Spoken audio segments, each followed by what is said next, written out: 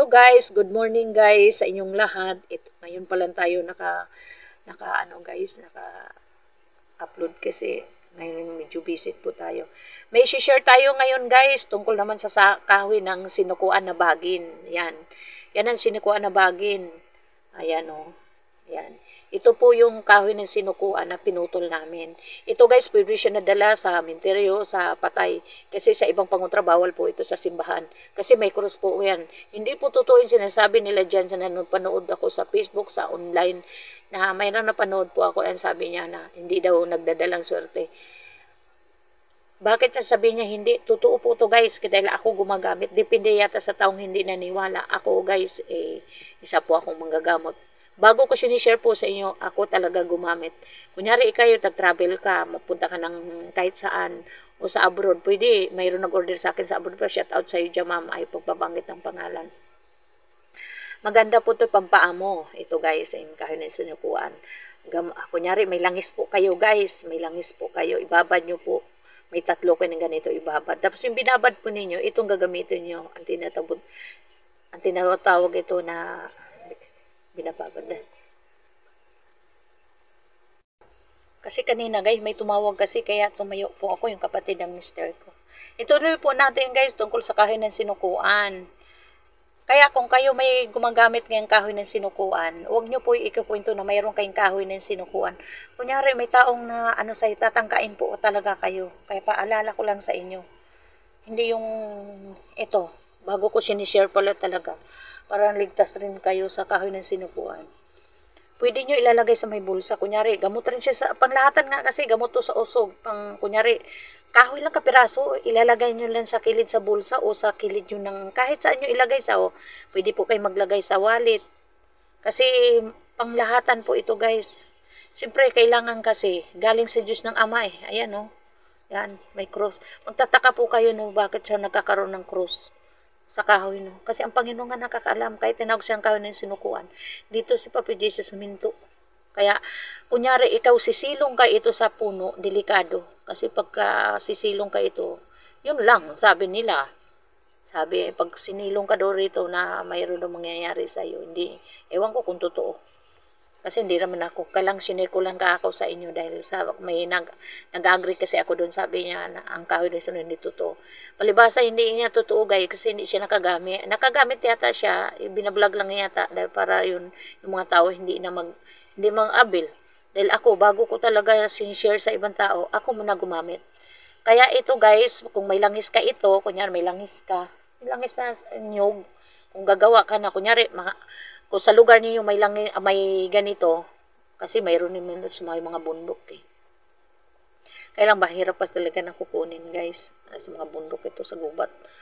Kunyari, magkakaroon po kayo ito, dito kahaba, putulin lang ninyo guys, putulin lang ninyo. Pagkaputol ito, ibabad nyo sa langis. Ayan Kung kunyari, nakasapanganib o tatangkain ka, alam mo ba yung tubig guys, pag nilagay nyo po yung para siyang lumalabas yung bula-bula. Ibig ko sabihin yan, para siyang kumukulo. Hindi yung nakita mo magpakulo tayong tubig, talagang may bula-bula. Ganito ang mag-react talaga siya guys. Pagka wala naman siyang bula-bula, ibig ko sabihin pabala doon.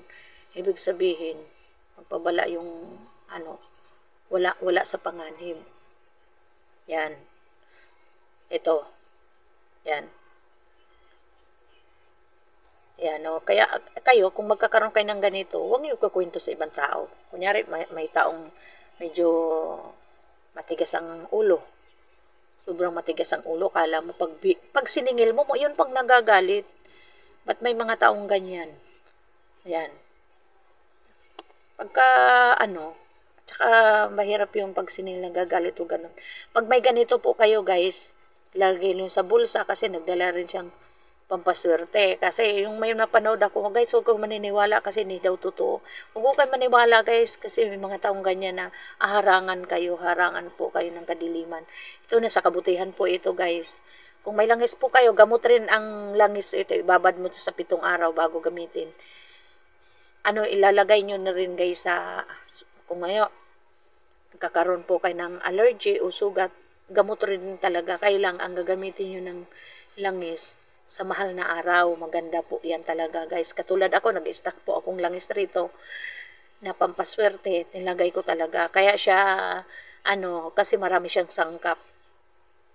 Tapos kung kunyari mag-order po kayo, gagamitin po kayo ng ganito.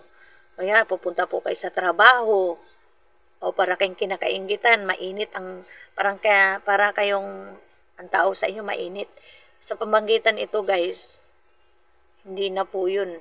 Hindi na kayo kapaingitan kasi ilalagay nyo lang sa bulsa, sa pantalon. O kung kunyari lalaki kayo, lagi sa pantalon. Kung babae kayo, iba, nilalagay po talaga sa basta kayo lang nakakaalam kung sa ilagay sa kilid ng bra kasi maliit lang, isisingit nyo lang o may pantalon po kayo o sa bulsa. Ingatan lang niyo guys kasi po siya yung nahulog kasi maliit lang. Kaya kayong gumagamit kayo ng ganito, huwag niyo papahawakan guys ha, may paalala ko sa inyo, bawal pa hinahawakan. Ito ang kahoy ng sinukuan na kambal. Bagin po to guys ha, iba yung sanga, iba yung puno, iba yung pinakapuno. Kasi ito bagin, matibay. Ayan. Kung sino man ang mag-order guys, PM lang po kayo. Kailan kayo magbabayad ng shipping fee. Kasi may nag-comment talaga ito nga, gumawa daw ako ulit ng kahoy ng sinukuan. Kailang in-order na sa akin guys, yung buto. May buto kasi tayo ito eh. Yung buto kasi ito, paliwanag ko dun sa buto. Pag ang buto, ang technique sa buto kasi, kunyari, bibiak po yun guys. Kunyari, tinangka po kayo. Bibiak yun. Sumasabog. Ibig ko sabihin, hindi matutuloy yung may magbabalak sa inyo. Ito kasi, kung may langis po kayo, parang po kayo. Baka ibabad mo nyo lang sa langis. Mas ganda guys, gagawa kayong langis. Ito share ko sa inyo. Kung may banal na tubig kayo, mas maganda, patakan nyo na 3 patak. O, huwag kayo gumawa ng Bernes. Huwag kayo gagawa ng ibang araw. Bernes talaga at saka Martes. Sa mahal na araw naman, sobrang bisa. Kasi nag-stock po ako. Ang langis ko sa mahal na araw, guys.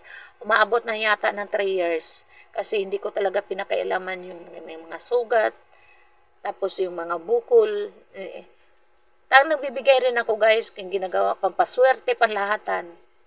Tapos pag sa akin kayo nag-order, marami kasing legit po talaga ako. Hindi ako yung katulad iba, ma'am, may ganito, ganyan, hindi.